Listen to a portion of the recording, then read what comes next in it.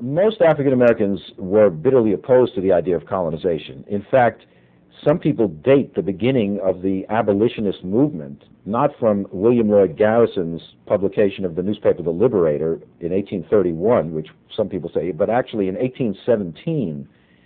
In 1816, the American Colonization Society is formed.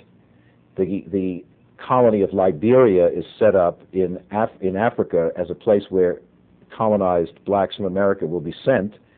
The capital of Liberia is called Monrovia, after President Monroe.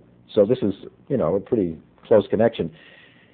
In January 1817, the first black convention in American history is held in Philadelphia, free blacks from all over the country, and they strongly oppose colonization. They are mobilized into action, and they say, we are not Africans, we are free Americans. We demand our rights as American citizens. We do not want to be sent out of this country.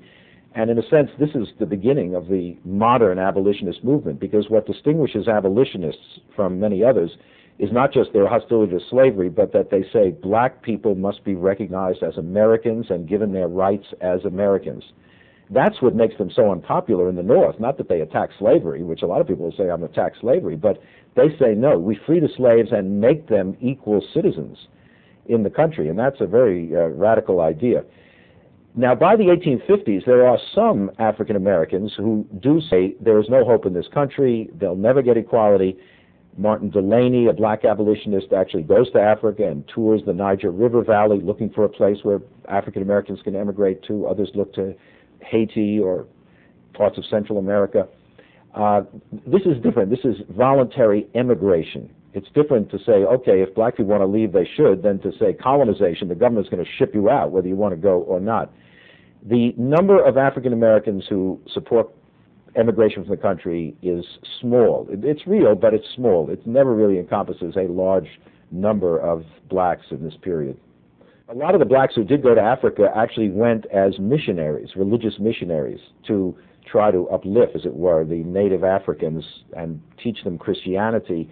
It's a very interesting dynamic because in a certain sense, the black Americans who went to Liberia, Sierra Leone, had brought into a lot of the main themes, of American history, of civilization, the notion that America represents a higher civilization, Africa is backward and uncivilized, and they're going back not to find their homeland, but to help raise up the benighted people of Africa.